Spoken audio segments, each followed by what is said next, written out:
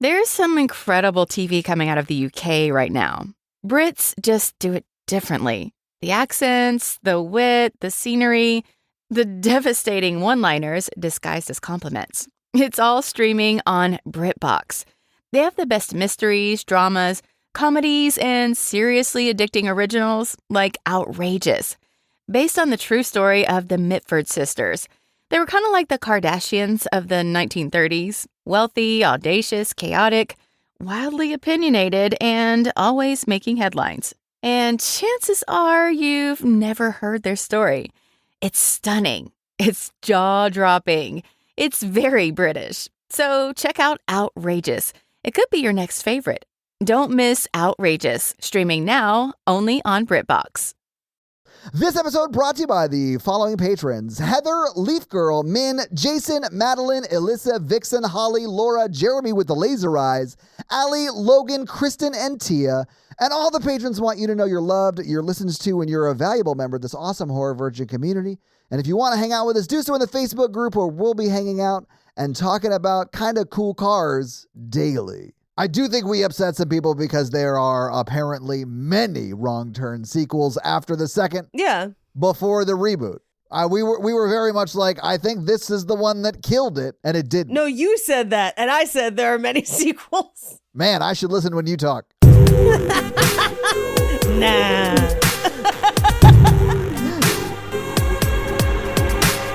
How high do you think the deductible is in their car insurance?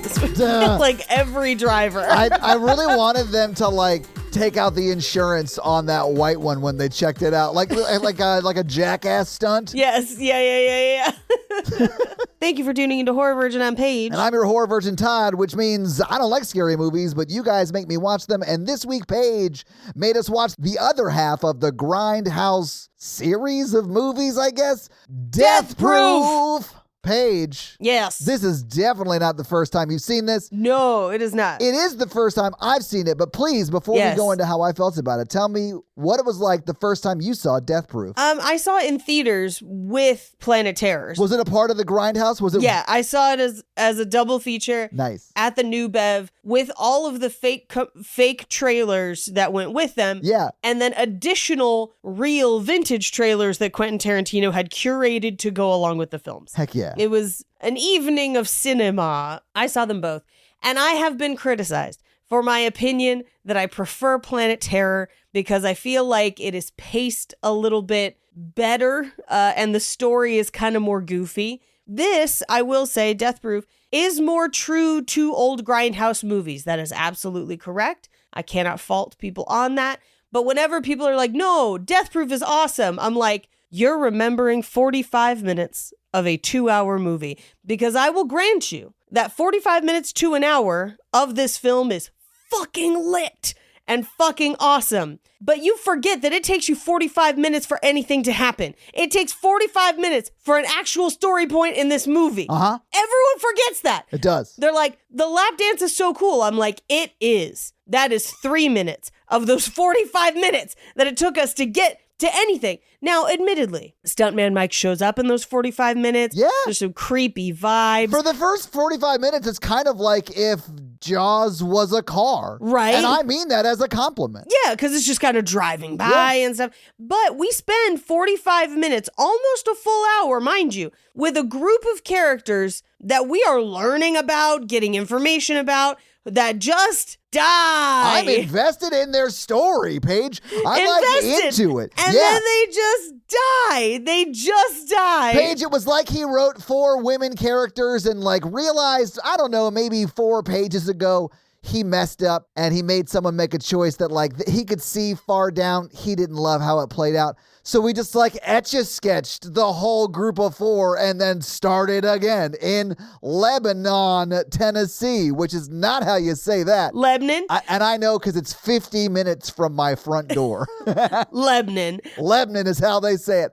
Believe me, when I heard them say it more correct on this movie, but somehow still incorrect, it made me laugh. But then we get another group of 4 that admittedly I think is more interesting. Way more. Yeah, I agree. I wish we spent more time with that 4. I want the second act of this movie as a whole movie, but That's not what we get. It is great for revenge at the end, though. Yeah. I would say from like the lap dance on, this movie is fucking lit. Up to the lap dance, come on, hurry it up a bit. Let's go. You could cut 20 minutes out of this. Let's go.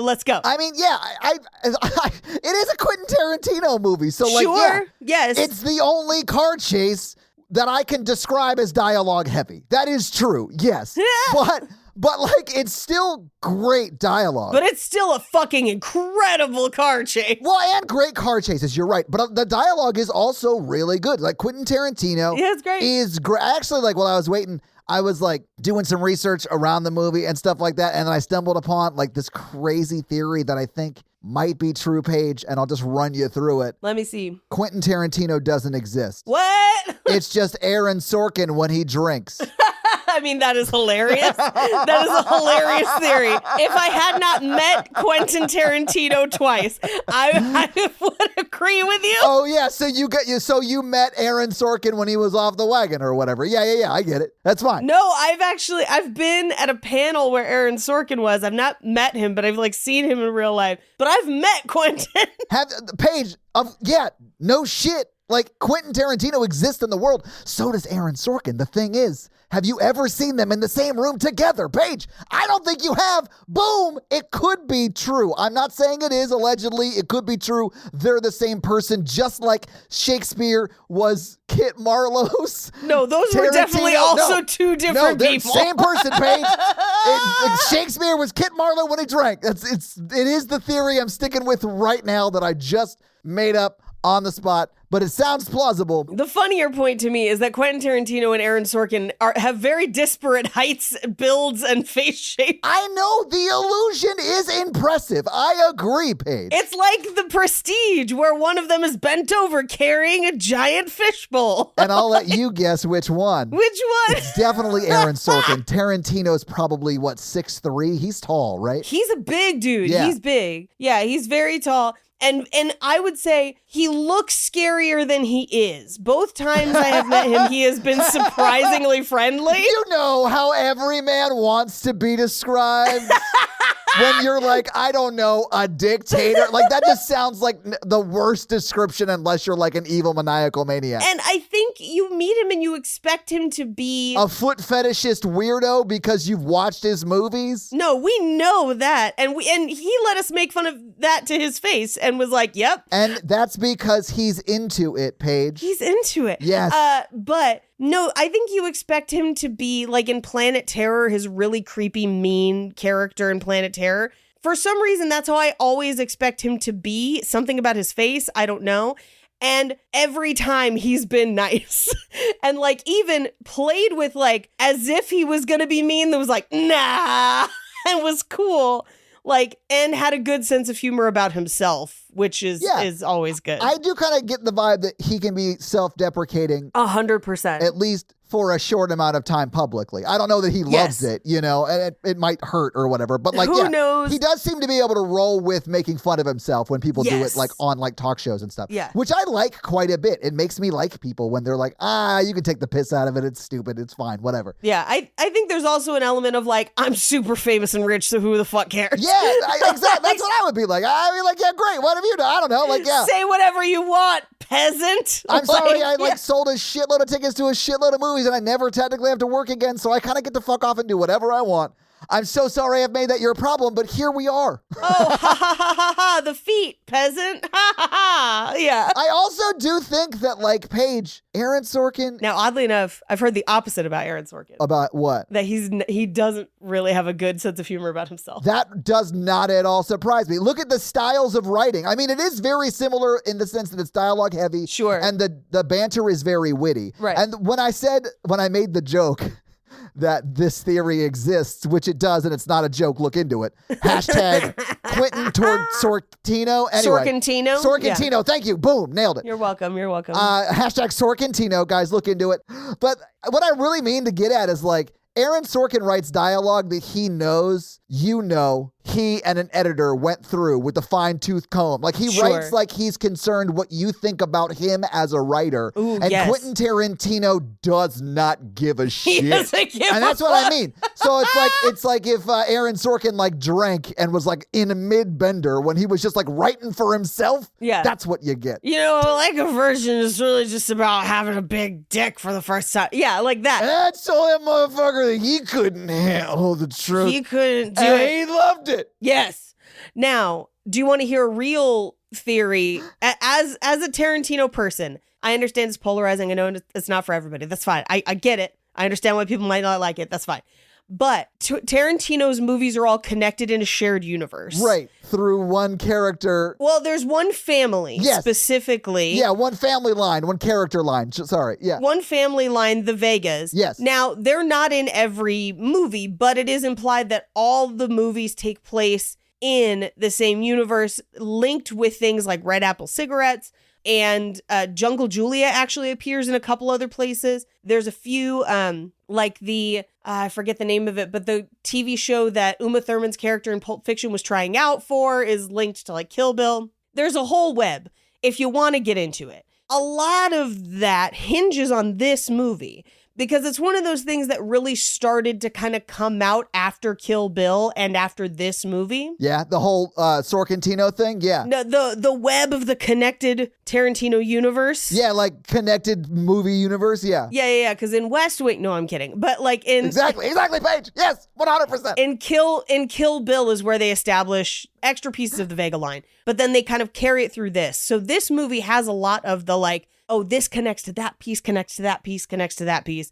We'll go over it in fun facts, but it is one of the ones that like people kind of forget about. They forget about like this and Jackie Brown and a couple other ones that are all still in the same universe. What? Jackie Brown? Yeah, well, because Jackie Brown doesn't directly relate to some of the storylines of the others. Sure, but it's how do you forget about it? Like, You shouldn't because it's Pam Grier and she's fucking phenomenal. Pam Grier's amazing in that. Yeah. Right? Incredible. But that is still linked. There are links to Sure, it yeah. before he gets to his Revenge trilogy, which are the more recent 4 technically films. Because Hateful Eight's kind of like in betweener and it should have been a play. It's like a whole thing.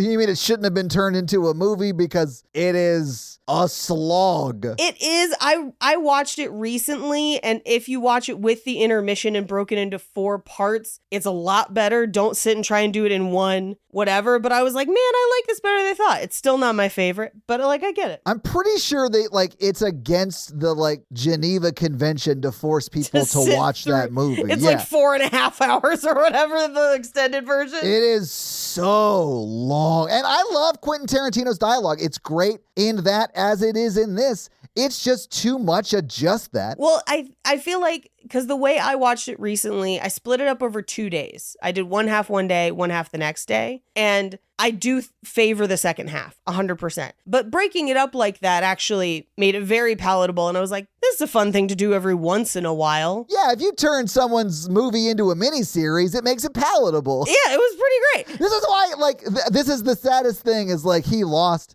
his, like, trusted, like, editor that he worked with. Oh, she gets her own title page in this movie. I know, and it's like, I do think that she was like the Tarantino whisperer. I'm not even joking. Yeah. Like, she really kept his movies focused and like so tight and great. And like since then he has floundered to keep them in a tight format. I'll disagree a little bit because Django came right after, and I do think Django is cohesive and focused.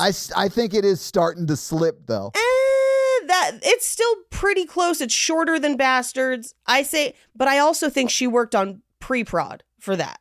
So I think her influence still extends. I do think Once Upon a Time in Hollywood is very, very long, but I do think it is his best character study. But I compare this to, and I know this is off topic, but there's not a lot to talk about in this movie, and it's fine. It's a little, it's on topic. It's Tarantino. It's on topic. I was talking about Tarantino with somebody yesterday because apparently they activated my TED Talk button. I think more so than being unfocused and too long, I think the Revenge trilogy suffers from a lessening in magnitude per Revenge, where like in Inglourious Bastards, we're fucking shooting Hitler. Like, Right. We're ending the war. Everyone is excited about it. That's great. In Django Unchained, we end this one plantation, and that's incredible. But we also know that the institution of slavery continued, after this one story. And so it feels in some ways incomplete. There is not a full, complete revenge there. And then once we get to Once Upon a Time in Hollywood, we're changing Sharon Tate's death. That's one person. There is an impact for that, obviously, but it's not quite on the same level as of Hitler freeing a plantation or Hitler. So that's part of why Once Upon a Time in Hollywood feels a little different, but I actually do really like DiCaprio's performance and his story in it. It's just not one that I revisit more often, as opposed to Bastards, which anytime that shit's on TV, we watching that shit. Yeah. So like, but Bastards also, that was Mankey's last that she kind of completed. Yeah. She was really, really good with his movies, and man, I miss her. But so much. I didn't hate this movie. I don't dislike Quentin Tarantino. I think largely he's an amazing filmmaker that makes choices that I don't always love, but I liked a lot in this movie, and he does write amazing dialogue. So like, would I sit through this whole thing again? No. Would I watch sections of it? Yes. Hell yeah, I would. Yes. Yeah. Because the dialogue is like pithy and fun and like kind of raunchy. It's like It's a very raunchy movie, but I'm here for it. Yeah, I loved it. It's exactly what it's supposed to be. Yeah, I really do think there is some truth to the Sorkin Gate stuff, like the Sorkintino, #Sorkintino or whatever. Here's what I think it is, and this might ruffle some feathers, and so if you feel too uncomfortable about it, cut it out. I feel like as directors, the vibe of their films represents two different kinds of people. One is the people who will look down on you for not being exactly right all of the time, even if your heart's in the right place. And the other one is the one who's going to offend everyone, even though their heart's in the right place. Yeah.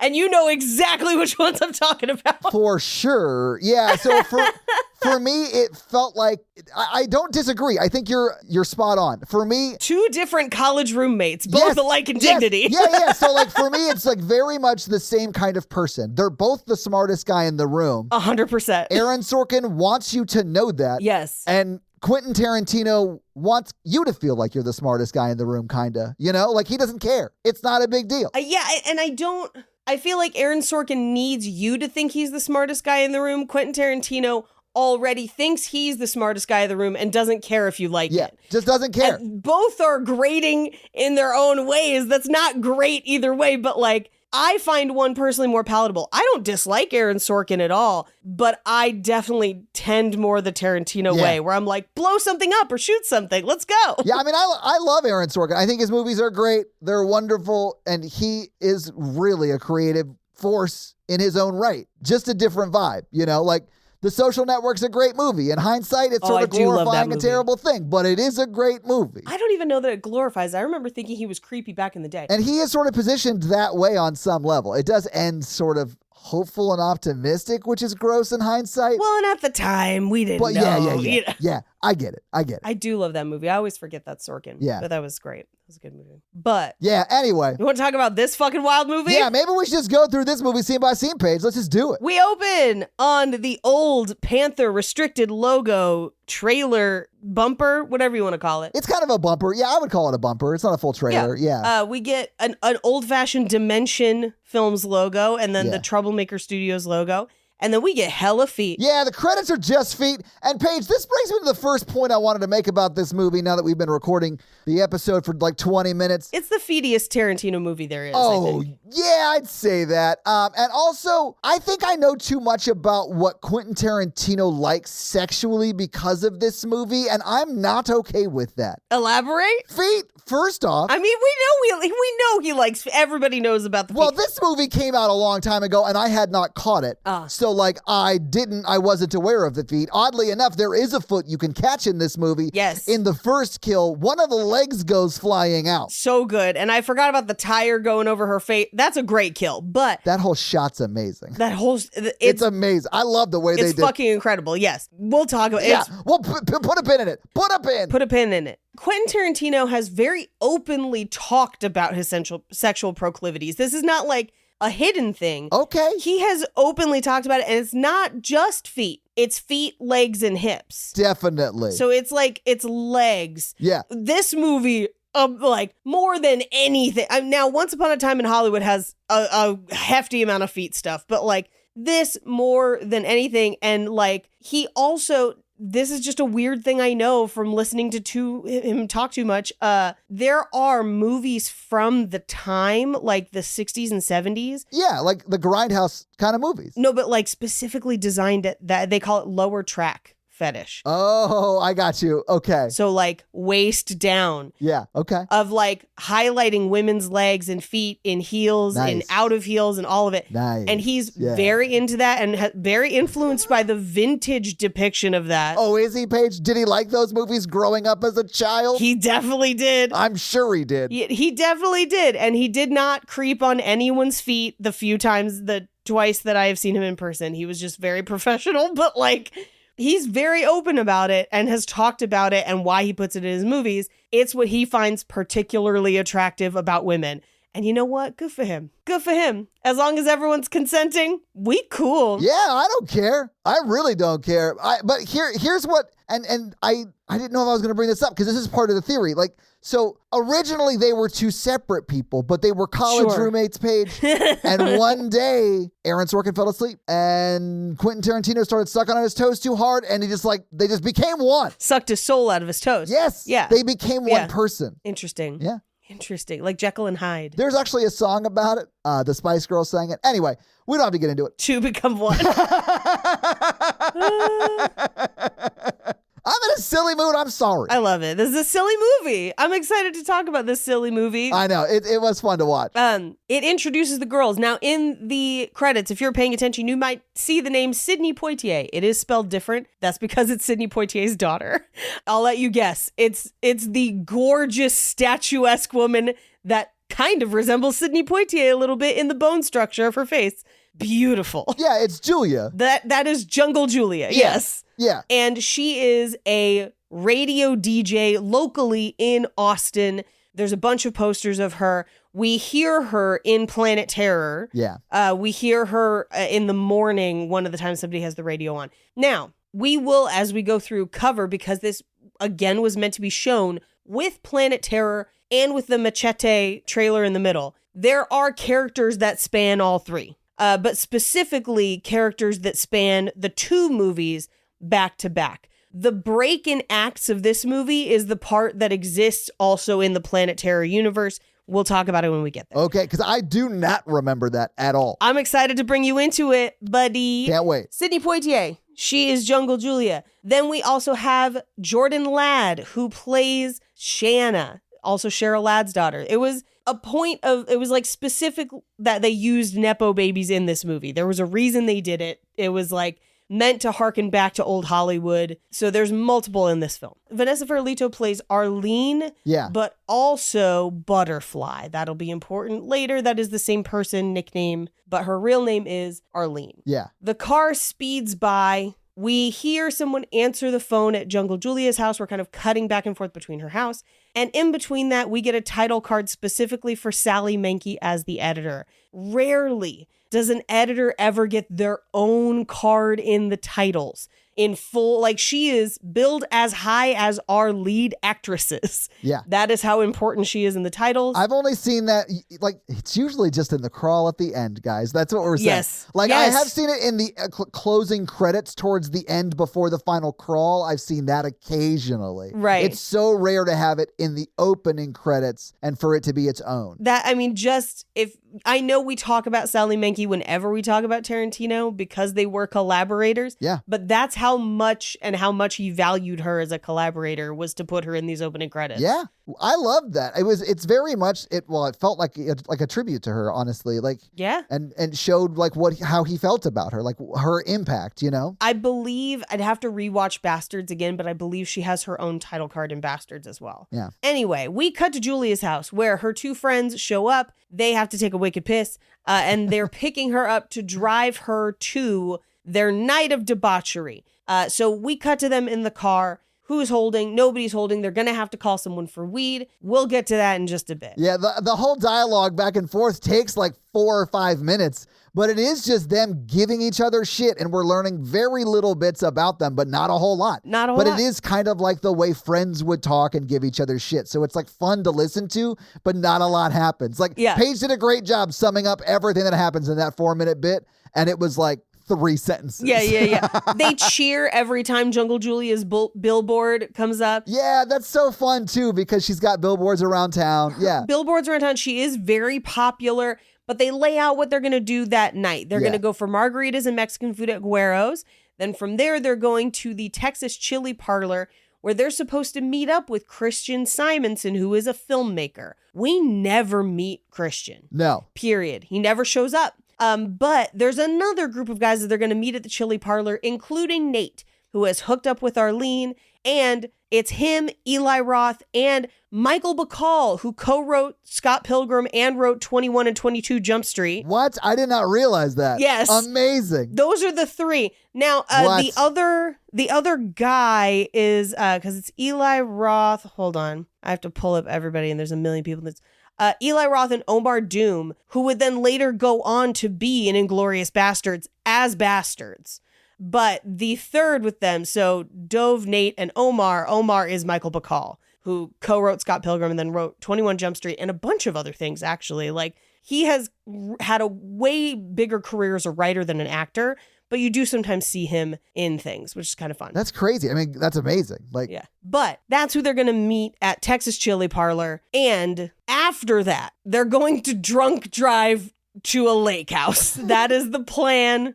And it's only going to be the girls. It's a girls' weekend at the lake house. Sounds like a blast. Right. That's the plan as we have laid out. So they get to Guero's and they, at this point, meet up with another friend who disappears for the rest of the night and is not present for the rest of the movie.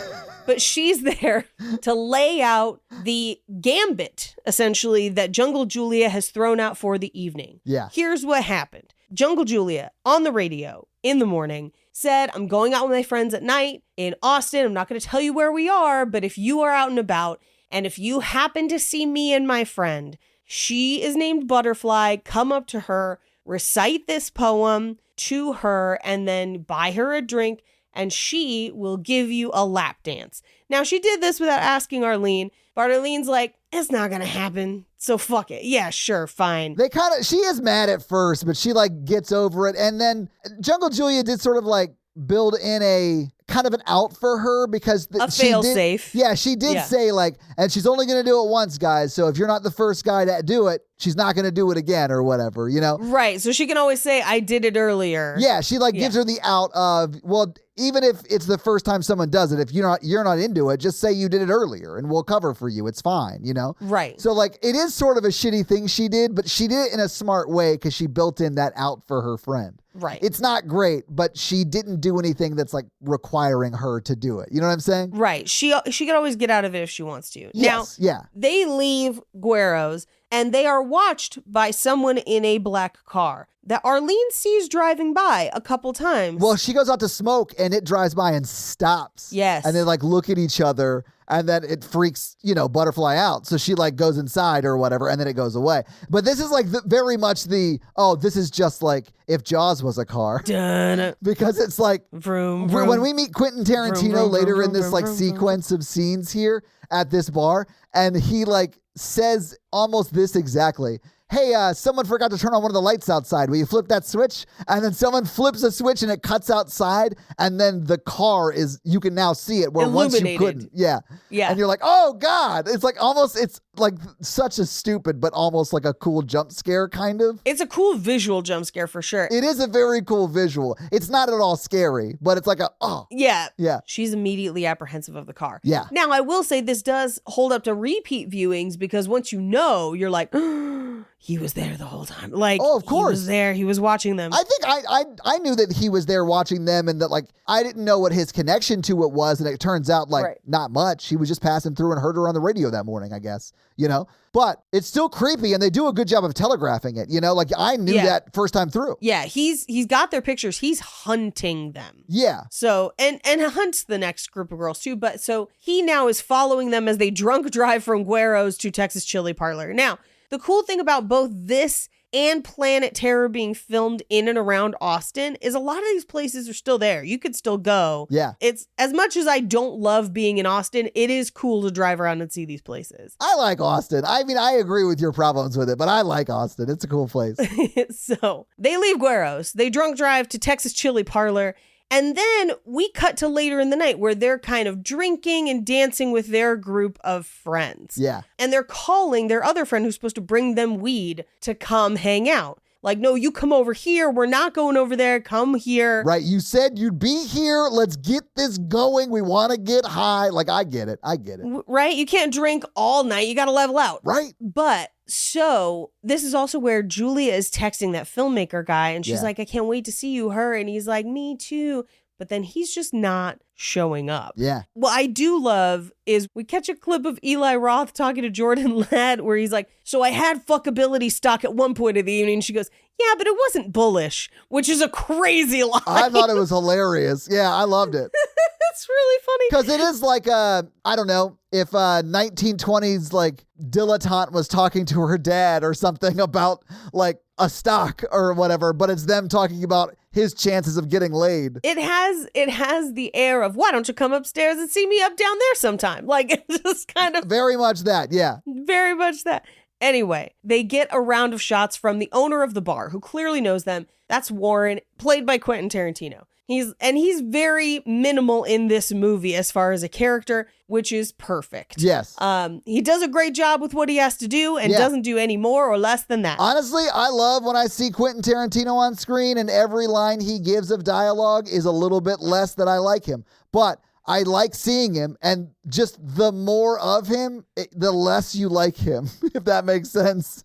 Because, like, initially you're like, oh, it's Quentin. Hey, he can kind of act. He's all right. He's all right. And then if it goes on too long, you're like, he's not really great at this part of it. Everything else he's great at, you know? Like, Right. So if he, like, keeps it sweet and short, like in this movie, I'm here for it. The last time I saw him in person, he actively made a joke about how bad his acting was, and it was great. Yeah. Like, it was hilarious. I was like, A+, good job. Yeah, I think he knows. Yeah. You know, I think he knows that. You'll notice the later and later in his movie, like the longer he's been making movies, the smaller his parts get. Yeah. And now he gets like one or two lines. That's about it. But this is like right in the middle. But even so, it's inobtrusive is what I would say. Yeah, it's just like the owner of a bar who's eccentric, which like if you come across like a weird actor, that's going to fit the part you've been cast in, friend. All I have to say is bar owners, weird eccentrics, not a Venn diagram, perfect circle. Exactly. Yeah. I've never met someone who owned a bar who was completely normal. Right? That's never been a thing. I do want to say this. The reason that guy she's texting, like the movie guy who's like deep in the movie business that she's texting never shows up is because he's already there and his alter ego is not going to be able to show up, Paige. That's right. She's texting Aaron Sorkin and he's already in the building, Paige. And he's supposed to bring the red apple cigarettes. Hashtag Sorkintino. Arlene goes out onto the porch to smoke. And this is where they flip the switch and it illuminates the car. And she's like, oh no, but who should show up? Nate, the guy that she made out with the night before. And he's like, do you want to make out again in the car? He's so sweet. I know. It is like, he actually is kind of sweet. He doesn't seem like a bad dude at all. No. But like, they kind of negotiate a makeout session here, which was very funny to me. I was like, 6 minutes ain't long enough, but fine. She's like, I can give you 6 minutes, but don't beg. Don't beg and don't get my hair wet. Yeah, you got 2 rules. Kiss good and don't get my hair wet. And okay, for the record, it's raining outside and he's got an umbrella. That wasn't a like, never mind. You know what? Yeah. Maybe it was just me. Yeah. Okay. They make fun of it in the scene. Thank you. Okay. Yeah. Because he's like, I promise I won't get you wet. She's like, most guys don't brag about that. Right. Okay. Yeah. Okay. But as they go to make out, we cut to stuntman Mike eating nachos. Is this gross? Yes. Do those nachos look incredible? Also, yes. Paige, it's still Kurt Russell, right? Like, yeah, it are is. you not into it or are you I'm still into it? Yeah. Okay. You could lick my fingers. Yeah. Ugh. Although weirdly enough, I'd let him lick my fingers. I don't know. It's Kurt Russell. What are you going to do? The face scar even, which I think is on the same side as the Snake Plissken eye patch. I'd have to double check. But yeah. I mean, it's Kurt Russell. I also thought it was crazy that people were like, he's hideous. What? Oh, no. He has the coolest like facial scar I've ever seen. Like that guy has been in a fight that was gruesome. Oh, I mean, if you think a scar like that doesn't make your face look 10 times cooler, right? I mean, come on. When people were like, oh, he's so ugly or whatever, I was like, shut your Snake Plissken mouth. What are you saying? The only way it would look better is an eye patch. That's the only way to improve it. But Paige, he's a stuntman and he needs his depth perception. Yes. That's why he keeps in the glass eye. Yes. That's not how that works, and I know that. Please don't email me. As he's finishing and eating his nachos, he's also eavesdropping. You realize on a second viewing, if you don't already know, that the very famous person at the bar is the killer. That's like whenever I saw Kesha around town, I was like, don't talk to Kesha. Like I don't trust it. Like definitely the murderer. Yeah, like that's the murderer in the building. Call Martin Short. We found her. Yeah. It turns out she's actually kind of nice. Oh, good. Yeah. I have only heard nice things about Kesha. That is very nice. When my band was a thing, she dated our bass player for a very brief time, but that's largely because our bass player kind of a douche. But like, listen, he had a shot. Is what's the name of the song? Sleazy? Take it sleazy, keep it sleazy? I guarantee you it's not. I think they hung out 1.5 times. Like, I guarantee you it's not about him. No.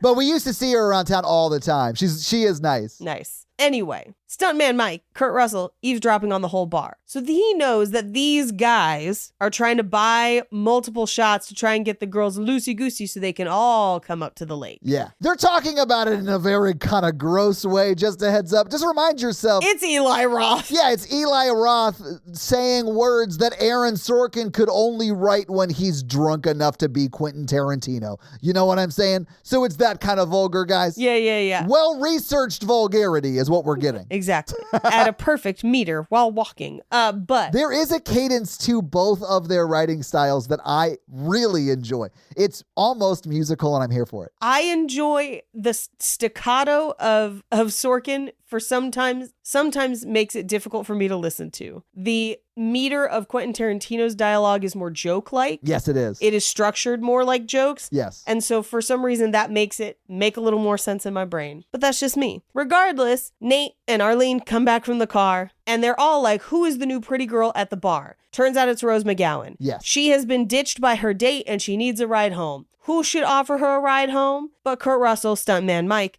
And she's like, how the fuck am I? You're a stranger and you're drinking. He's like, I'm not drinking. This is club soda. And then I'm going to have a virgin pina colada, which like delicious. I want one. I don't like coconut drinks, but so I work in a space where drinking, a lot of people are in recovery. So not like most functions that are like hosted don't have alcohol. Yeah. And so I will very often get a virgin drink at these places and just walk around, look like with an old fashioned that's like not at all alcoholic. Just iced tea? Yeah. It's like drinking dirty water and spit. Ugh, I mean, I'm a big fan of virgin tiki drinks because it's just smoothies. Yeah, I like the fruity like the fruity virgin drinks. I'm here for it. If you think I'm above getting a virgin Shirley Temple and walking around like I don't give a shit, that's me at these conventions for sure. Bro, Shirley Temples are always virgin. I know, that's what I'm saying, but like, you know, like walking around with like an obvious virgin drink, even though other people are like trying to like fake it, you know? Oh yeah, no, I don't give a fuck. I don't care, yeah. When I hosted Thick Strip, after, I didn't get a chance to drink until after the show,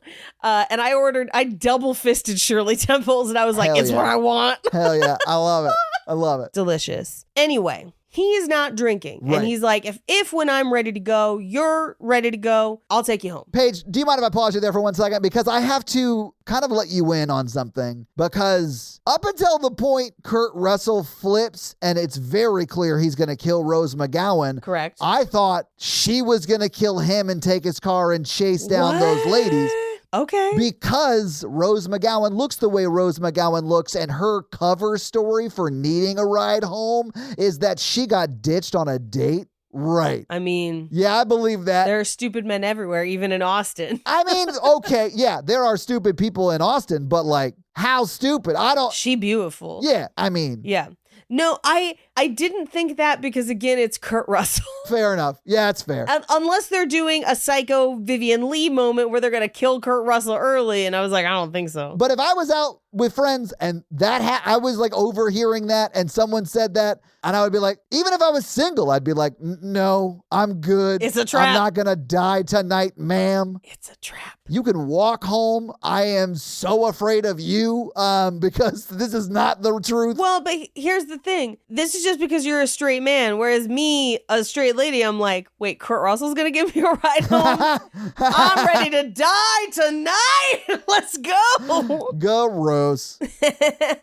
She gets it. The girl in this movie gets it. Yeah, she does. It's fine. Yeah. But he's like, look, you can ask anybody. I'm Stuntman Mike. I used to be a stuntman. Like, everybody knows me. And they're like, yeah, that's Stuntman Mike. And who vouches for Stuntman Mike? Quentin Tarantino. Yeah. But that's because he doesn't actually know him. He's just, he comes to the bar sometimes. Like, that's it. He does say it like that. He's like, yeah, he's Stuntman Mike. Like, he says it like that's how he introduced himself to me. I don't know. I'm just an alcoholic bartender who likes to suck on toes. Is that so wrong? Is that a crime? I don't think it is, and nor should it be. It's not my thing, but like, as long as everyone's okay with it, have fun. As long as those toes are attached to a conscious human person who is cool with it. Man, all of those qualifications made it sound like it's definitely weird when Quentin does it. Like, I don't know what you're implying there, Paige, but that made me uncomfortable. I'm saying that as long as those conditions are met, vaya con Dios. I've got no problem. Yeah, I just want those conditions to be implied, maybe.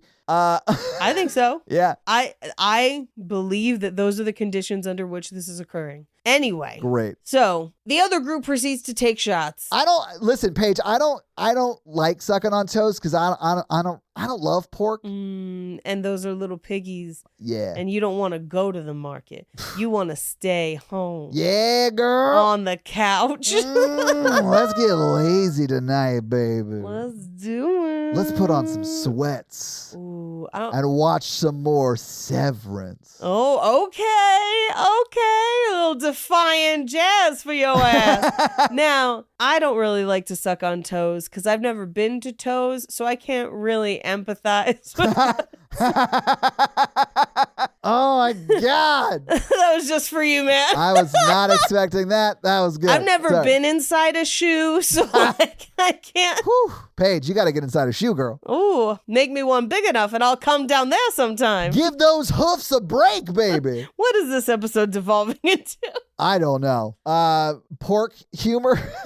We should get back on track. Apologies. Back to their weed hookup. Lana Frank shows up. It's about time. But guess who doesn't show up? That film guy. And she's texting. Jungle Julia's like, fuck you, you asshole, you didn't show up. So they start taking shots of Wild Turkey, great product placement, with the boys. Because now she's like, maybe this is a boys and girls weekend. I don't know. I'm here to have fun. I mean, and she does sort of like ask, if they should open it up to the boys. And she, honestly, she gets a no to that. And she very much respects that. She's like, that's probably a good plan, Yeah. So like, but that does, I think, and the reason I bring it up, because it like, yeah, I do think she was at this point reconsidering whether they like maybe take some guys back and like just have sex with them all weekend. I mean, if you like the guys, sounds like a good time. Yeah, I've certainly spent worse weekends. Right. We cut to them. They're on the porch, and I love that they've got their feet out in the rainstorm. I was like, oh, I got to do that. That sounds awesome. You know who else loves that? Quentin Tarantino. I know. I was like, I get it, man. I'm willing to put my feet out in the rain. Not for you, just for me. I love that Jars of Clay song. Anyway, we can move past it. It's fine. And if I put feet outside in the rain as the rain falls dripping down my legs, take me over. Exactly which one it was. That's so funny. Oh my God. Your mind melding with my mind. That's so stupid. Why? Oh my God, Paige. Why? This is like the closest I've ever felt to like a hive mind scenario. Oh, God. That's the only song by Jars of Clay I could reliably pull out of my old brain grave. That's the only song by Jars of Clay I know by heart. You know what I'm saying? Like, I know some of their other ones. If I heard it, I'd be like, oh, yeah. That's the one I could sing like that at a drop of a hat. Yeah. That's the one everyone knows. Yeah. It's Jesus Freak is them too, right? No, that's DC Talk, baby. Is that DC Talk? Okay. And listen, it's not a good time to talk about DC Talk because like some stuff that's been known for a long time just came out. Oh no! Yeah. Oh, no! I prefer Haley Williams' take on it. I was just talking to Natalie about that tonight. Oh, shit. I trust Haley. You- I stand Haley. You should. Always. She very much is like, everybody knew, and fuck y'all for saying y'all didn't. Bye. Oh, shit, Haley! Bye. Yeah, Haley's like a hero of mine, honestly. She's amazing. Dude, Haley's awesome. Yeah. Not only does Paramore fucking slap, her hair dye is also great. She was actually so nice to us when we were like starting out, because Paramore was already big when we were just like starting out. And we met her at a few shows and she was super nice and like gave us some good advice and like she was really nice. I never really like hung out with her outside of that, but she was very nice to us and had no reason to be. Dude, Paramore is one of the best bands live that I have seen. I've seen them a few times. They are great. Where you're like, holy shit, how are they this good live? And they fucking are, man. If you get a chance to see Paramore. It's mainly because she can sing so good. Like she actually sounds like that, you know? Yeah. Go see Paramore. Yeah, they're great. Anyway, that's not news. I figure most of you are like, Paramore's great. Yeah, of course. Any hoodle. So, Stuntman Mike comes out to the porch and is like, I don't want to smoke weed with y'all, but you look famous. You a famous DJ? And he already knows this. We know because Rose McGowan told him in a roundabout way that is kind of insulting to Jungle Julia, but I think Rose McGowan might just be bitter. But he also says, wait, don't you have a billboard by the Kahuna Burger? Big Kahuna Burger. Yeah, the Big Kahuna Burger. That's that Hawaiian joint. Yeah. Yes. And there's a billboard right behind her with her face on it too. Yes. So, which he obviously knew that. So he's like trying to be like so aloof about it. It's not so obvious he knows who she is because obviously that's his target, you know? Right. Like I'm only pointing that out because it's like calculated, you know? Right. And it's also another link to the universe implying that Big Kahuna Burger has 2 locations, one in Austin and one in Los Angeles. Well, there you go. Also Hawaiian burgers, delicious. With a $5 meal deal with new McValue. You pick a McDouble or a McChicken, then get a small fry, a small drink, and a 4-piece McNuggets. That's a lot of McDonald's for not a lot of money. Prices and participation may vary. McDouble meal $6 in some markets for a limited time only. Anyway, he has like a lost sneeze, you know, where you like try to sneeze and it doesn't come out. Or at least he fakes it. Yeah, which is interesting because it doesn't come back. No. There's nothing really to it because there's no sneeze. So it's just like a weird choice. Yeah, I feel like it gives him a weird out in the moment. Because then he goes back inside and he's talking. He's like, yeah, these are all the jobs I did. And it's all these old TV shows none of them have heard of. Yeah. And even the movie is like, whatever. But it very much positions him as like a stuntman out of time because CGI is starting to take a lot of the work he used to be able to reliably get, you know? And like he is aging out of being able to double a leading man character now. Right. So like that side of the work is also drying up. So he's like this bitter stunt guy. Right. Yeah. Now, he comes back out to the porch because he knew about the poem all along. He recites the poem to Butterfly, and at first she's like, no. And he's like, does my scar frighten you? And she's like, it's not your scar. It's your car. Dun-dun, ominous. Yeah. I love that. And I do also love that he's like, it's my mom's car. They're like, no, it's funny. not. Yeah. But that's funny. But he like peer pressures her into it with the like, I'm putting you in my book under chicken shit with a weird John Wayne impression. But also he kind of negs her a little bit of like, I can tell nobody asked you about this and you expected people to ask you all night because he's been watching them all night. And it hurt your feelings. And it hurt your feelings and nobody asked. Yeah. I think what he's doing here is gross. Yes. But man, is his performance of this so good. You like never really see him as a bad guy because he is so charming. Right. And he still is so charming in this movie. But he is like very much like gaslighting her and goading her into it, which can come across charming, and that's why sometimes it works, you know? Right. But like, and it works here, right? But man, it's like he's so good at the performance of all this. Right. Yeah. And so she does agree to do the lap dance. They do all 3 minutes of that song by the Coasters. Is it great? Yeah. Yes. Do I have it on my iPod and sometimes sexy dance to it around the house? Of course. Yes. Duh. Why wouldn't you? You have to be prepared for when Kurt Russell comes down your chimney at Christmas. So like, ho, go, baby. Ho. Exactly. Wait, Paige. Okay. So like, if you were like drop of a hat, gotta do a striptease, what's your song? Sure. It's this one or My Pony? Like, is it No. just this one? Okay. No, it's absolutely Ready or Not by the Fugees. Put it on my gravestone. Nice. Okay. Yeah, because that song's sexy as hell. And Yeah. I could drop it low. That's what's up. Todd, what's your striptease song? Shit. Oh man. I don't, I wanna sex you up. oh! Does that color be bad? No, what's the name of it? Throw your clothes. Oh, Boys on to the Men. floor. I wanna take my clothes off too. Yeah. It's I'll Make Love to You by Boys to Men. I'll make love to you. That's the one. Hell yeah. The one that everyone always Woo. confuses with End of the Road and then actually accidentally flips them. Yeah. One's about death, one's about fucking. Pick which one. Anyways. Life's two greatest mysteries. Although I do want to say this because, as I said, that was my striptease song. And my wife edits this. Just know that she in her head right now is like, that's a lie. And she's right. That's a lie. We all know that it's Cotton-Eyed Joe. Listen, there are certain requirements when living down south, and that just happens to be one of them. Devil went down to Georgia looking for some drawers to steal. You know what I'm saying? Step 3 is profit. We'll figure out how to get there. Oh, anyway. So after the striptease,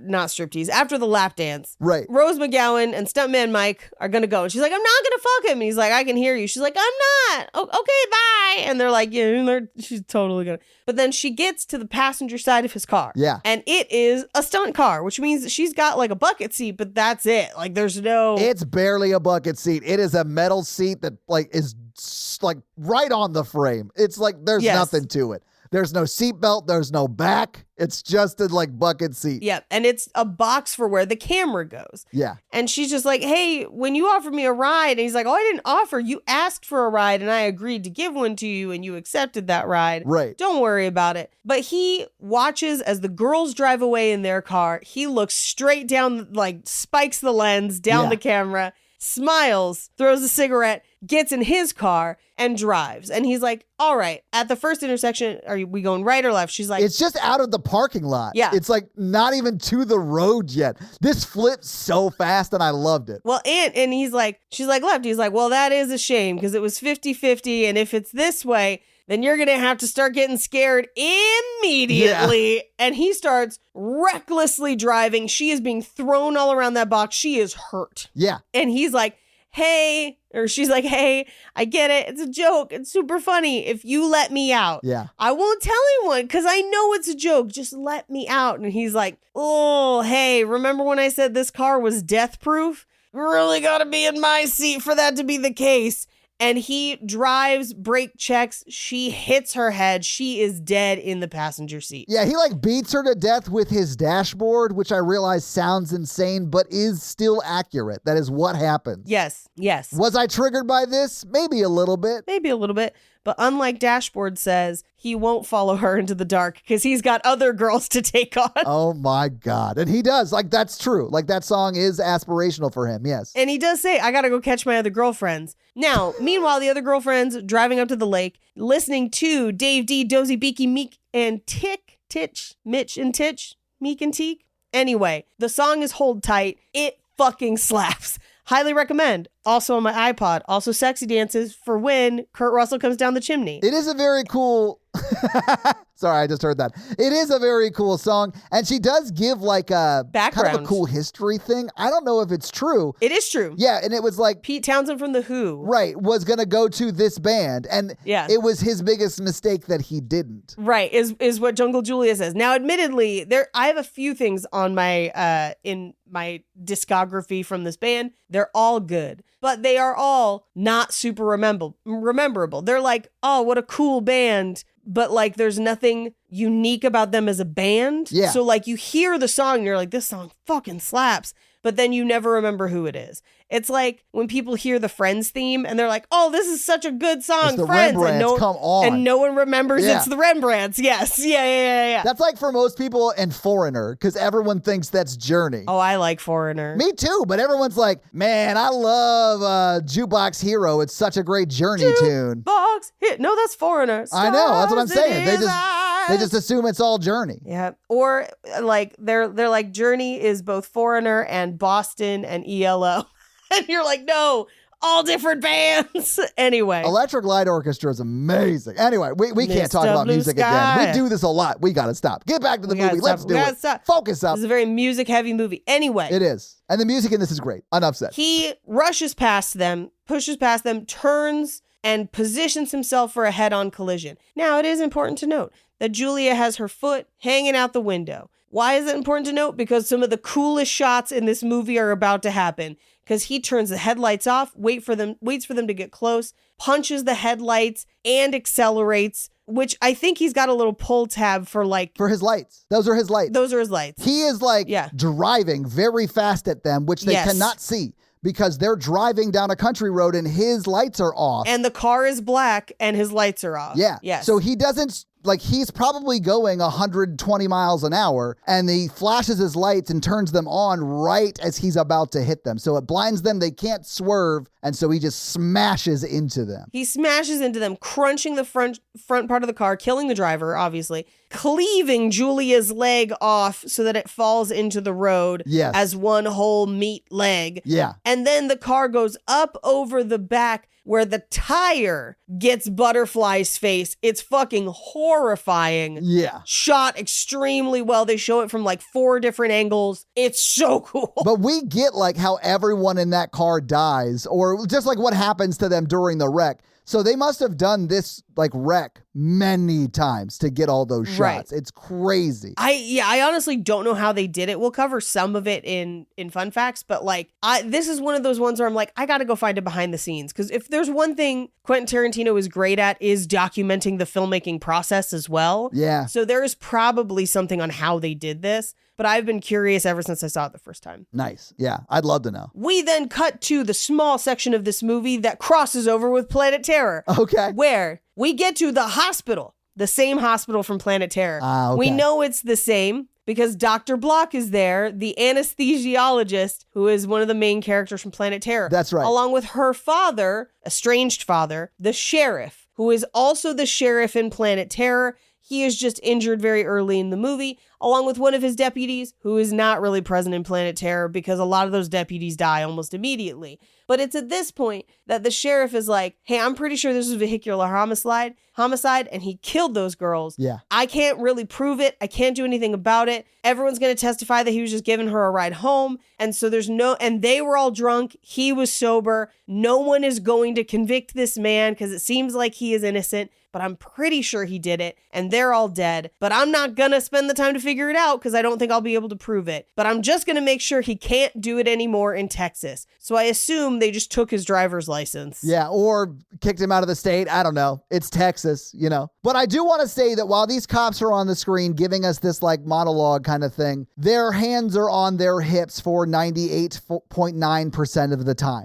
They are just both hands at their hips, walking down the hallway like they're gunslingers in the Wild West. It's hilarious. It's great. There's no way it's not a choice that they didn't make and they're being forced to do. And you can kind of see on their face they're unhappy about it. But it does look hilarious. It does. It made me laugh. Maybe this bolsters your argument. They're doing a Sorkin-like walk and talk with their hands on their hips through multiple corridors of a hospital. 100%. Yeah, Paige. That's great. It's just the Sorkintino of it all. For a second, my brain almost said Sorkmoninoff, and I don't know why, Paige. Sorkmoninoff. I like Sorkmoninoff, but only when the noodles are really thin. Oh, man. His first few piano concertos, beautiful. The hardest part, though, is you have to play them while you're walking behind the piano. It's like a pain in the ass. You're walking down the hallway. It's written for keytars. Oh, man. The 80s were just a time of creative explosion for Sorkmoninoff. Explosion. Anyway, 14 months later, Lebanon, Texas. Lebanon, Tennessee, Paige. Excuse me. Tennessee. Lebanon, Tennessee. Or as our characters who've clearly never lived there or been there, Lebanon, Texas. Tennessee. Tennessee. Sorry. But Paige, it is that. I think that even if they are pronouncing it wrong, which they are, it matches what would actually be happening in the movie because they're making a Hollywood movie. They're not from there. They don't know how the locals of the area say that city name incorrectly. you know? Right. So, like, it doesn't bother me they get it wrong. It makes sense that they get it wrong. Right. The only person who should get it right is the dude in the Edgar suit that they get the white car from. Right. Who is a guy who's been in a handful of other things, but he's only briefly in this movie. We don't need to go into it, but it's because it's a different, it's the name of another place that America is pronouncing wrong. Like, Mejia. I don't know if you've ever been to Mejia. It's spelled Mexico or whatever. Oh, sure. Yeah. Yeah. Or like papillion instead of papillon. Oh, okay. Yeah. Anyway, Lebanon, Tennessee. Lebanon. 14 months later. Yeah. Lebanon. Yeah. In the middle of Lebanon. Way more interesting. They took his license for America. He had to go overseas. No, Lebanon, Tennessee. Stuntman Mike is back, and he's stalking another group of girls as they are stopping for some snacks, coffee, etc., before they go pick up their friend from the airport. Their friend being Zoe Bell, famous stunt person. But they're stopped at this little like Circle K for a while so we can see Red Apple cigarettes. We can also see that they are essentially in the industry. Kim is a stunt performer. Yeah. Zoe, they're going to pick up as a stunt performer. Abernathy is, I believe, she's a makeup artist because she was supposed to do Lindsay Lohan's makeup. Yeah. And Lindsay Lohan is not shooting for the next 3 days. And then there is Lee, who is an actress who is like an up-and-coming model / actress. Yeah. And I love that a lot of this is in black and white and then suddenly turns to color, and we see that bright yellow sports car Yeah. right next to the same color cheer uniform that Lee has on. Yeah. With a big red, drinking a big red, which is, if you haven't had a big red, it's because you probably haven't been to the South. Yeah. Because that's pretty much the only place to get them. We don't have them in California. It's one of those things that whenever I go to Buc-ee's or something in the South, I usually get a big pineapple or a big peach if they have them. Get cheer wine, too. Cheer wine's a Southern drink. We sometimes have cheer wine Yeah. here, sometimes. But big, red, pineapple, peach, etc., we don't really have here. And they're very sweet. Yeah. Like, I will drink one over the course of a trip to Texas of just like nursing a little bit of it the whole time. Yeah. They're real sweet. They're not my favorite. Yeah. But while they're all there, Abernathy, aka Rosario Dawson, is asleep with her feet hanging out of the car. And this is where Stuntman Mike first tickles her foot and she kind of moves it. And then he rubs his stubble along her foot and then licks one of her toes. Yeah. And that's when she pulls her feet back inside and he's like, oh, there's my keys. Like, he bumped into her feet while looking for her keys. And Yeah. she was like, that's super creepy. That's really creepy. Oh, yeah. You know what else was super creepy? Every time they like would do a shot, Quentin Tarantino was like, no. Let me show you to do it right. Let me show you to do it. So he was like, just like getting so close and like all up on Rosario Dawson's feet and just like using that to like be able to get close to her feet. It was real gross. By the way, I'm making all this up. None of that happened that I know of, but still, it was a funny premise. Controversial take. Dudes rubbing their stubble on your skin is kind of hot, depending on where the skin is. Your feet. I'll take it. All right. Kurt Russell can rub his stubble on my feet whenever he wants. Honestly, for me, it's not the person who's getting their foot touched. I don't want to be like rubbing someone's foot on my face. You walk on your feet. I know. I don't like it, but if somebody wants to like it and that somebody's Kurt Russell, we could talk. Oh, yeah. If Natalie wanted to suck on my toes, I'd be like, yeah, have at it, I guess. But like, Go for it. I don't care. And she's definitely not into that. I'm not getting much out of this, but I'm enjoying that you're getting something out of it. So go kinda. nuts. Yeah. Anyway, we do get the Kill Bill whistle as one of their phone rings, which I find great. Love that. Yeah. This Circle K store is where a lot of the like fake items that end up in Quentin Tarantino movies, they have like Go Juice and Red Apple cigarettes and everything.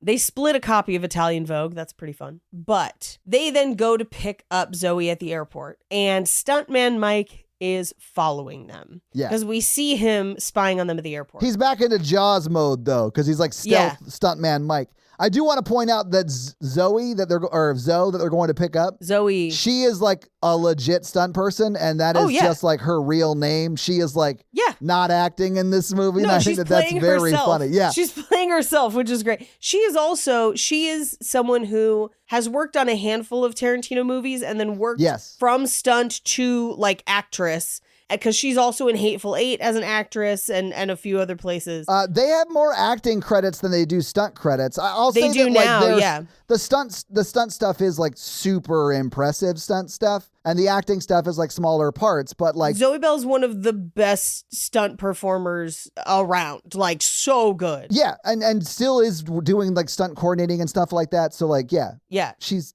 done a lot of movies. She's quite prolific. And all the stunts we're about to see is her. Yeah. Uncut. Yeah, it's crazy. Incredible. When she crawls out on that car and she's doing the stunt, I was like, God, like they're like damn, that's really her doing it. Like if you looked at my notes, I was just like, good God, is that really a stunt person doing this? Because like she isn't a bad actress, you know, like No, she's great. yeah. So it's like, oh my God, this actress is also a crazy good stunt person. Like I was sort of blown away by that. Oh yeah, started in stunts, worked her way into movies, but Yeah. in the car, because we do catch him like 4 women go in the car, 42 legs come out the car, you know, whatever, just in his Jaws mode. Right. They get in the car, we cut to them in the car, and they're basically talking about what this shoot has been like. And I think I love this roundabout of girls more than the previous, just because it's the stories they have and the people that they're like hooking up with on set, and some are famous, some are not, some are nicknames, and all of their inner gossip I love. And I think it's more just because like that's me and my friends' inner gossip of like, who are you working with, whatever right now. Yeah. And so that feels very familiar to me, but they've got their on-set romances. Maybe the director's sleeping with one of them or not sleeping with, slept with Daryl Hannah's like stand-in or whatever. Yeah. stand-in. Yeah. It's all workplace drama. Yeah. But we then follow them as they go for breakfast. And we do get a roundabout shot, much like Reservoir Dogs, of them at breakfast, which is where we also reveal that Kim, who is a stunt woman as well. Yes. Or at least the character is. Yes. The actress is a fantastic vocalist and was incredible in the movie version of Rent. But for right here, she is a stunt woman. Yeah. And she carrying a gun. And here's the thing. I'm not a gun carrying lady, but she makes a good argument. And that gun comes in handy later. It does. Yeah. But that's how it's Chekhov's gun. It's not going to be at the end of the act. It's going to be in just a few minutes that we're going to see it again. But this is where Zoe is like, here's what I want to do when I'm in America. I looked ahead of time. There's a guy locally selling the Vanishing Point car, which is specifically a 1970 Dodge Challenger with a white paint job from the movie Vanishing Point. Like it's the type of car. It's not the official car. Right. Yeah. It's just the same model and the same color. Right. Yeah. And she's like, I want to go drive it. I want to go, we're going to tell him we're test driving it. And I want to go like on these country roads as fast as we can take it. Let's go. Yeah. And they're like, all right. So they go out to that guy who very clearly is like, hey, ladies. It is like the Edgar suit guy from Men in Black. Like it's Right. very that vibe. It's not Vincent D'Onofrio, obviously. It's not. No. It's an actor who's been in a bunch of Adam Sandler movies. It is. Yes. Yes. And I don't know his name, but I was like, it's that guy. Anyway. It's Jonathan Lonergan. Yeah, I mean, I think. he's that guy where you're like, I've seen him. Anyway, Zoe, pulls Kim aside and is like, hey, I don't want to just test drive this. I want to play ship's mast. And Zoe's like, the last time we did that, you almost died. And she's like, I know, but that was in Australia. Don't worry about it. Let's do it again. And she's like, no, fine. They agree to do it. I really love the way she talked her into it because she's like, hey, last time we did this, you said we would never do this again. And she's like, well, that we were in Australia and I said we'd never do it here again. And she's like trying to like back her way out of it. Right. And then she calls her on it. She's like, you're just trying to back your way out of it. Like whatever. And she's like, yeah, okay. But like at the time I said that, I didn't know that we would have this opportunity. So I didn't want to be like, okay, so we'll never do this again. But if we do get this opportunity to, and so she's like, okay. This is a special circumstance. Let's do it. Which is like Fine. a terrible reason to reenact any part of Teen Wolf. Right? But if you want to do the Teen Wolf reenactment right, you need 2 people. So she needs Kim to do it with her. Exactly. Which the way they do it in Teen Wolf is a stunt and it's like silly because of the way you could just not do that, you know? Right. The way she does it in this is like real because like physics are involved in this world. Because in like Teen Wolf, he just like climbs on top of the van and just like rides it. He just surfs it. Yeah. Yeah. And in this, she grows her own fur. She literally takes 2 belts, ties them together and uses that. so that she doesn't die when doing this stunt live for the cameras we're watching it through. It's awesome. It's awesome. Well, and you also have to remember that Kim, the actress playing Kim, who's driving, is also doing the stunt because she's doing the driving. Yes. What they do is they link a belt, like strap it to each window and then close the doors, trapping the belts in the door. Yeah. Those are the straps she's going to use. But Abernathy overhears and is like, I want to come with you. So they agree to trick this guy into letting them drive this car, which they are definitely going to have to purchase after this. I hope they got the insurance page. I hope, well, it's just a dude, so I know, probably not. I know. But they leave Lee there, insinuating that perhaps she might be romantically inclined to this gentleman. I don't love that. I hope Lee is safe. We never find out. I really did want to, during like the final battle with Kurt Russell, to it just like cut to Mary Elizabeth Winstead just like sitting there hoping her friends come back soon with like the car in perfect condition. Right. He's just like staring at her like ominously from across the room, and she's like, I'm sure they'll be back soon with a full tank of gas or whatever. Yeah. So they drive off and leaving Lee there, and they start to play. They stop in the middle of the road. They assemble everything for the ship's mast. Yeah. They start to play. What this is Zoe Bell climbs out onto the hood of the car. Yeah. Grabs the strap on either side, lowers herself down the windshield onto the hood of the car. Yeah. As the car is moving. Which is crazy, guys, right? Yes. It's nuts. It's nuts. And this is the safest thing she does for the next 5 minutes of this movie. And you watch her do it uncut. I know. Like you watch her in real time do it. It's crazy. And you're like, fuck, that's nuts. I know. That's crazy. And then as they're driving, Stuntman Mike sees them, heads them off, and starts chasing them and tapping them while she's on the hood. To the point where she then loses grip on the straps and she's holding on to the hood of the car unassisted while he hits the back of the car. Yeah. And it's terrifying. Well, Anne sighed and she like spins around. Eventually she is holding on the front hood with her hands. And if they get hit like a few more times, she's going to fall off, hit the road, and go under their car. Like, right. She's definitely dead. And she's just like doing that stunt, man. It's nuts. She's just doing that stunt. And then they get kind of pit maneuvered. Yeah. So it kind of sends Kurt Russell's car spinning out. Their car spins and stops, and Kim gets out of the car, clips him twice with that gun. Well, not before he gets up and he's like, woo, that was so much fun. Thanks, ladies. I'll see you later. Like, he didn't do anything to them, and they just had like a funny back and forth. Right. No, sir, you tried to murder us, so we gonna kill you. I really love that, like, she stood up and just started shooting. Oh, yeah. He's like mid talking to them from across a parking lot, kind of like yelling or whatever, and she just like opens fire, no response. Yeah, no questions. It's on sight. It's on site. And I do love one of my favorite pieces in this movie because it waits just too long is we realize like, oh no, the hood of the car is empty. What has happened to Zoe? Oh yeah. And then it cuts to just like brush and it's like 10 feet out and she just goes, I'm okay. You see her like jump up so you can barely see her.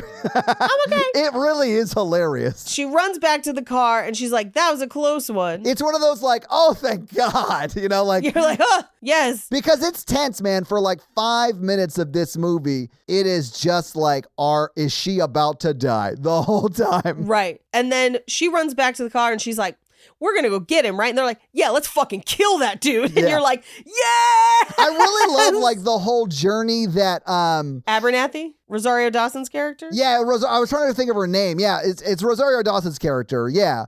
That she goes on, right? Because they were like gonna exclude her from even doing the ship's mast stunt with them, right? And she like had to like fight her way into getting on to do that, right? And then they're like, maybe you should stay here because we're gonna go kill that guy. And she's like, no, we're gonna go kill that guy. And they're like, yeah, let's do this. Let's do this. Yeah. And then for the next 10 minutes, this movie is fucking rad. And this is the part that everyone remembers. Yeah. Where they're like, Death Proof fucking rocks like this. This part's awesome because it starts off with like Kurt Russell driving to a field to drink Jack and pour Jack in the wound. Yeah, in the wound on his shoulder or whatever. Yeah. And then because he's in the middle of the field, they kind of pull up and run over to him like, it's office space and he's like a printer, scanner, copier, and they just start beating the shit out of him in this open field. And then because he's in his car, he flies away. He starts it and runs away, but yeah. He drives away and then they're tapping him from the back. Yeah. And I love Kim's dialogue of like, oh, I'm about to bust. Oh, you want me to tap that out? I'm the horniest motherfucker. And you're like, yes, bitch. Yes. Get him. Get him. Yeah, it's a dialogue heavy chase scene. It's one of the funniest chase sequences from that standpoint because that's not normally what's happening when you're watching a chase between two cars. No, but I love it. I want every chase to have it. Me too. It was hilarious. I mean, and there's dialogue between the two of them. Yeah. At one point, they're driving next to each other, yelling at each other. It's silly. Yeah, he's like, I was just playing around. And she's like, I ain't playing. I ain't playing around. No. Yeah. It's so funny. It's a dialogue heavy chase scene. I love that they're like, what's your sign? As he runs through a sign on the Yeah. side of the road. But they end up on a frontage road that cuts him off. So they basically are able to hit his car and flip it. Yeah. Basically crashing him through the window. His arm is broken. He's not in good shape. I love when they get over to him to pull him out. He's like, oh, help me. My arm's broken. And she goes, this arm? And you just hear the Foley of it breaking more. I lost it. It was so funny. And they literally for 2 minutes straight just go in a circle, punching the shit out of it, beating him to death, literally. Yeah. And then they end on kicking him, and then there's credits, and then a short mid-credit scene of Rosario Dawson bringing one leg all the way up, and then just bringing it down on his face like Faster Pussycat Kill Kill. Yeah. Incredible. Yeah. And that's the movie. So having seen the movie, having talked about the movie, what did you think about Death Proof? I like it. I feel like there's 45 minutes of this movie that I absolutely love. Fair. And an hour of 5 minutes that I forget happens. And anytime I have to go back and watch it again, I'm like, oh yeah, this is also here. So personally, it's not one that I return to frequently. It's one that I watch clips of all the time. Yeah, I like Quentin Tarantino's dialogue a lot. And I do think there's a lot of truth to the, Sorrentino of it all. But because of that, the slow parts are way more palatable in a Tarantino movie just Sure. because the dialogue is so good. But it doesn't mean the movie's not slow, and there are sections of this movie that feel slow. But the action in it is amazing. The stunt that this whole movie is built around is truly amazing. And man, is it expertly performed. It is from a stuntman perspective, a cool movie, what's that movie we did for Romance in the Pod that was sort of like a love letter to The Fall Guy? It was The Fall Guy.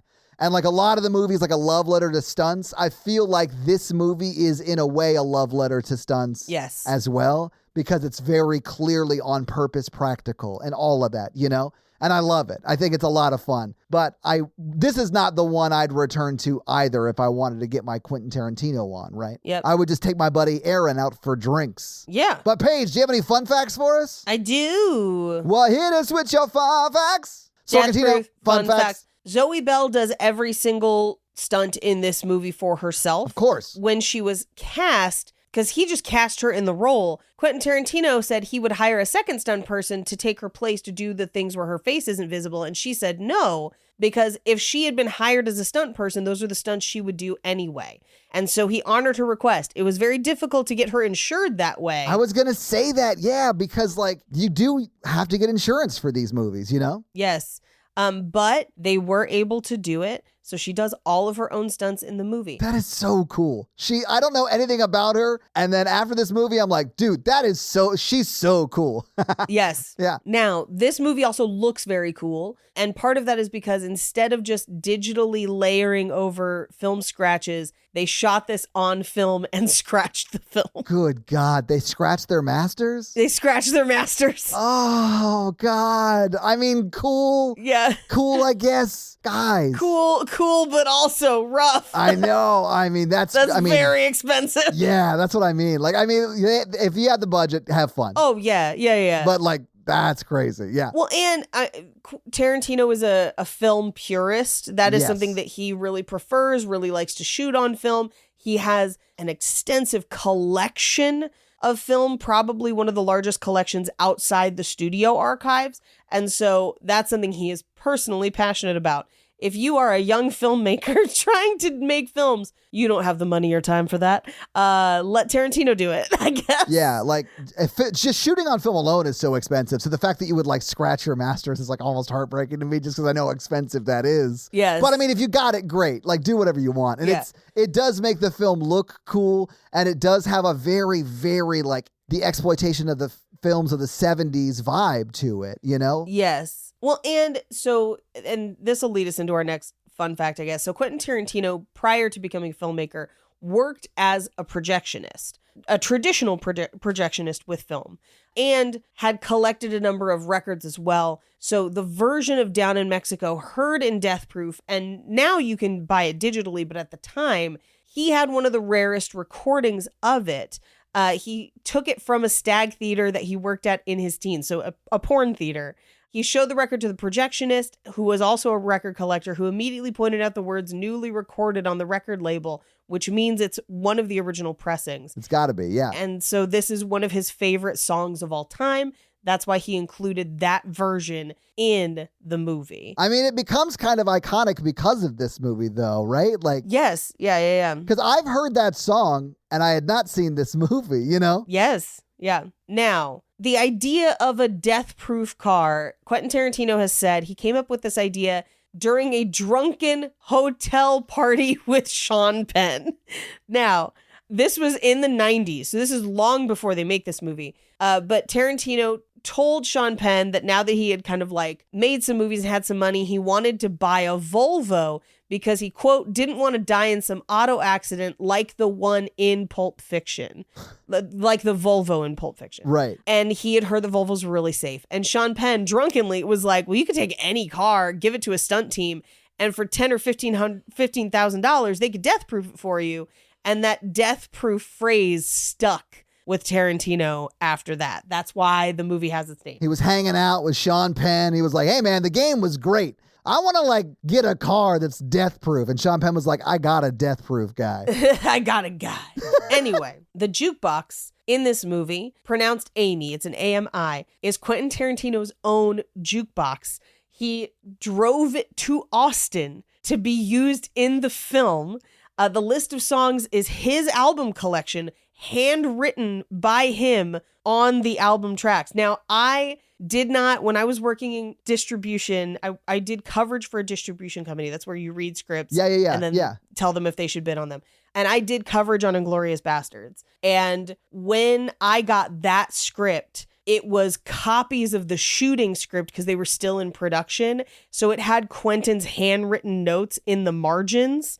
And they would not let me keep it. It was Obviously, watermarked. yeah. I had to give it back. It was like a whole thing. Which sucks though, because good God, that would be awesome to have. I But would kill to have that copy. There's so much security around that kind of stuff for very good reason. Yeah. So much. And I got the 400-page version, which by the way is like 3 times longer than a script should be. God. It would have been like a 4.5-hour movie and it would have been fucking phenomenal. But that's the version I got. So when I saw this the first time, I was like, I've seen I had already done the coverage. I was like, I recognize that writing, but it is his handwritten things on the jukebox. That's awesome. Also, fully, guys, just you hear me say this now, dibs. When Quentin Tarantino dies, dibs on the jukebox. Like, that sounds so cool. And by dibs, I mean, put that shit in like some film museum. You know what I'm saying? That'll be in a museum 100%. It belongs in a museum, Paige. It belongs in a museum.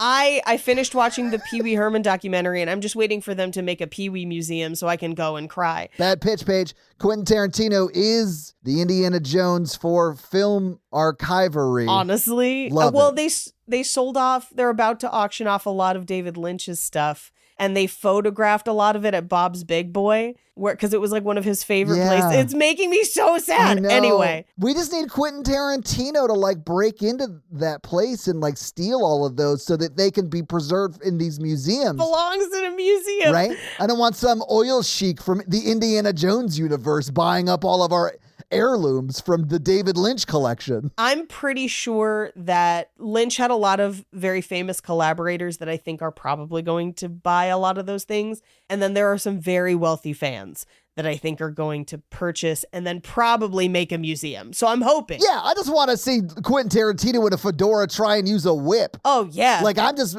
playing like I'm just like playing a bit. Yeah. Hey, you could see that in Django Unchained. No, I know. I try to forget nightly. Unfortunately. Anyway, one of the songs that he's handwritten on there is You Never Can Tell by Chuck Berry, which is the song that Mia and Vincent danced to in Pulp Fiction. Yeah. I believe it's also in Dirty Dancing, but You never can tell. yeah.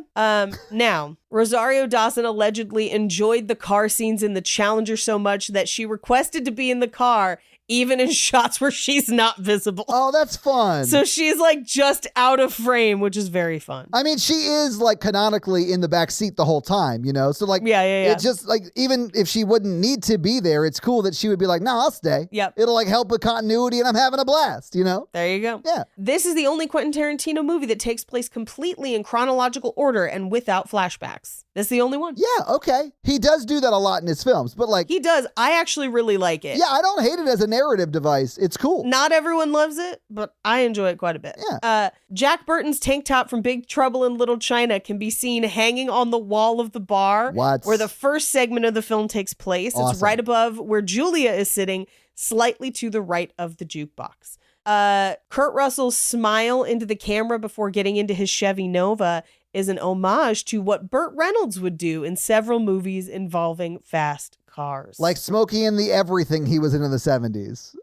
You know? Yep. Yeah. Now, according to Zoe Bell, when Quentin Tarantino told her she'd be starring in the movie, she thought she would be basically a featured extra, but then she saw her name on the posters and was like, oh, I'm like a main character in this. Yeah, he was like, yeah, you have lines in pretty much all of the scenes for their vignette, more or less. Yeah. Right. You're right. like one of the four main girls. Yeah. But she can do it. Like she does fine, you know? Yeah. And of course, the stunt's amazing. There was an original working title for this movie before it was called Death Proof, and it pops up for only a few frames, and that's Quentin Tarantino's Thunderbolt, which I think is also a great title. It is a great title. Death Proof is perfect, though. Yeah, Death Proof is perfect. Yeah. Now, when Warren is talking to girls in the bar, aka Quentin Tarantino's character Warren, and they ask what show Stuntman Mike has appeared in, he lists High Chaparral and The Virginian. Those were both TV shows that Kurt Russell regularly appeared in. Yeah. Like back in like the late 50s, early 60s, right? Like, Yeah. like when he was a kid, I guess I'm saying. Because he like... He's a child actor. People forget. Yeah. Yeah. I think one of like Disney's final acts Yes. was hiring Kurt Russell as like a kid. Yes. Yeah. Crazy. And you can see him eating in the background in the diner scene in the film's second half. So even if you're not sure that he's doing the Jaws thing, he is. Now, Pam is the name of Rose McGowan's character in this movie. Her makeup and clothes were specifically designed to contrast with Cherry Darling in Planet Terror, knowing that these would be screened together. Nice. I'll end on this one. There's so many facts about this movie. If you're a Tarantino fan, you know that every little thing means something, and people will dissect the movies for years. That's their favorite thing to do. So we could talk fun facts about this movie all day. Go find more of them yourself. He also does a good job, as you mentioned, documenting the process. So there's just like Yes. naturally a lot of things recorded, thus fun facts created, you know? Yes. So I'll end on this one. The 1970 Dodge Challenger has door frames. The original did not have door frames. The crew most likely welded and added the door frames to the car so the ship's mass stunt could be possible. Yeah, that makes sense. And those are your fun facts. Well, thank you for those fun facts, Paige. Let's talk a little bit about box office. So what do you think the production budget was for? And this is for both sides of the Grindhouse movie experience. So it's for both movies, Death Proof and Planet Terror. What do you think the production budget was? Or do you remember from when we did it? Because we did talk about this when we did the other half. I don't remember. For some reason, my brain is saying it's 40 mil and it was like 20 mil on either side. And that's probably wrong. But It's a little bit low, actually. It was $53 million. that makes sense, honestly. Yeah. I mean, there's a lot to this movie. There's a lot in both movies and the trailers. Like all that money's on the screen. Yeah. I would say. Yeah. But this movie, well, and so let me say this, though. If you adjust that for inflation, it's $82.1 million today. It's still 2 action movies, you know? Yeah, I'm not hating on it. The movie did come out April 6th of 2007. It was number 4 the weekend it came out. It was beat by Blades of Glory, which was number 1 in its second week. Meet the Robinsons was number 2 in its second week. Are We Done Yet was number 3. Grindhouse, of course, was number 4. And The Reaping was number 5. Page 300 was number 6. Ooh, 300. So I know what you were seeing. I did see 300, yeah. I mean, I saw 300 in theaters too, guys. It was a force. Yeah. But Paige, what do you think Grindhouse made in its opening weekend? This did not do great. No, it bombed at the box office. We'll talk about it. It bombed. And like people like me went and saw it at I think I saw it at the New Beverly, Quentin's Theater. So like, you know, we weren't necessarily rushing out to AMC. We were like special screening it. This did not do well. I want to say opening weekend, it made like 5 million or something like that. It did a little bit better than that. It made it made $11.5 million. 11, okay. Which is good. But here's the thing. It dropped pretty fast. So in its second week went from 4th to 10th and only brought in $4.3 million in its second week. It's also a tough sell because it's 2 movies and fake trailers. Like it was like a whole thing. I was going to bring that up. It is more of an experience than a movie-going experience. It's like different. It's a different ask for the consumer, and I think that's one of the reasons it didn't do well. And I do at this point want to point out to the listening audience that Paige looks like we're in the movie The Blair Witch Project and she's about to be taken. Because I was like, I could get up and turn the lights on, but we're almost done. We could just muscle through. We are, but turn them on. Just take a second. Turn them on. Yeah, hold on. Give me a I second. feel like you're about to climb out of the Zoom at me. It was when she turned off her camera that Todd knew Paige wasn't wearing pants this whole time. That's exactly why. Welcome back, Paige, now in the light. Yes, in the light. Now, when I saw it, it had fake trailers, but also like an intermission. It was like, it was the thing for the night. You went out to do that thing. Yeah, because it was like a 5-hour experience. That's my point. Like, I have been criticized for saying it was 5 hours. It was probably pretty close to that because we had the intermission and also the trailers and all the fake stuff.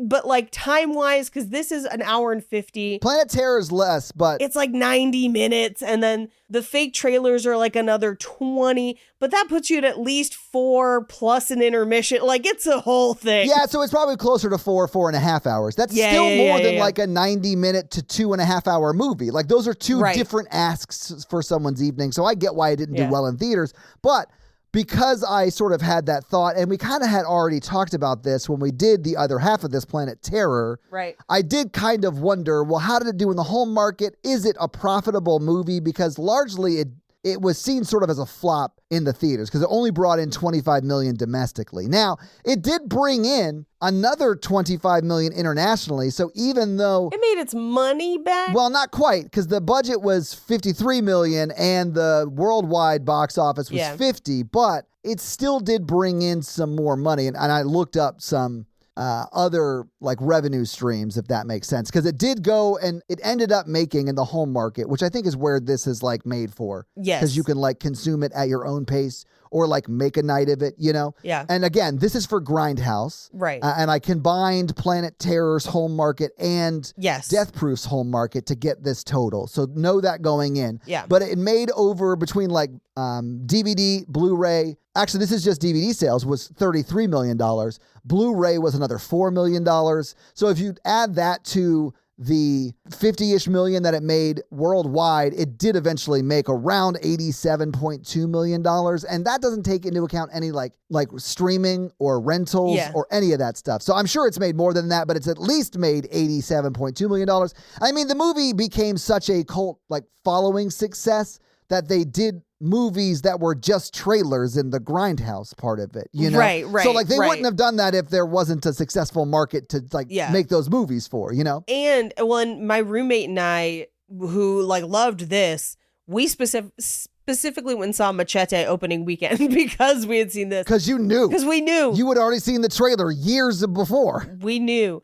But I will say, this is also one of the ones that often still gets screened as like a whole. So like, if you are in Los Angeles, where Quentin Tarantino lives and owns multiple of our art house theaters, you can often see screenings of Kill Bill as a combined film. So 1 and 2 together. Nice. You can often see Hateful Eight as it was supposed to be seen with the intermission and everything. Give me the Mankey cut and then I'll watch it.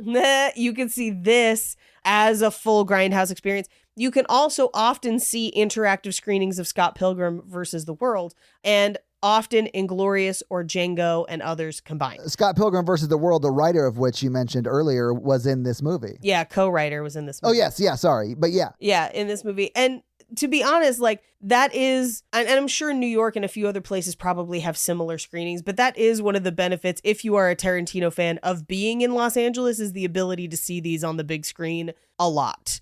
And often on film whenever possible. Yeah, that's cool. Yeah. We don't get that in Nashville, unfortunately. It's very cool, though. But anyway, so that's your box office. The movie definitely has made money.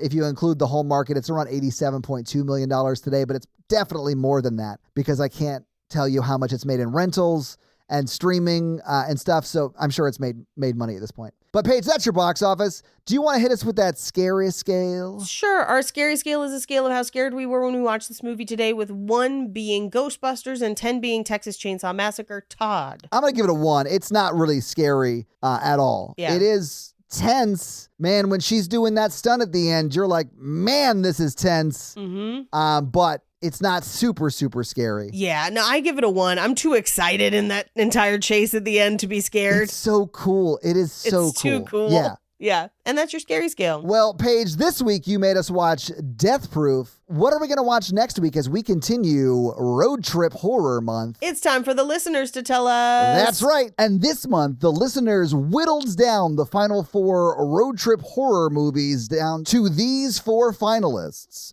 Joyride, Silent Hill, Texas Chainsaw Massacre, the 2003 remake, and Zombieland, which we've technically already done, but fear not, it did not win. Silent Hill won with 36% of the vote. So your homework for next week is to watch Silent Hill and report back for that episode. I'm actually a little scared because this is the one that everyone said I was going to be scared by. So thanks a lot, listeners. You scared me again, I'm sure. We'll see you next week. Do you have any reviews for us, Todd? I do. This week, I'm going to read a Spotify comment from our most recent Wrong Turn 2 Dead End episode. And I will say, guys, a lot of you left comments that were in the vein of, Paige needs to rest. She's clearly been sick for a month. And that is because we recorded all those episodes in a 4-day period. Yes, yeah. We recorded all together. I think people are somewhat concerned for your immune health. Sure. Because they're like, man, she's sick for a long time. And it's not that. It's not that. It's just that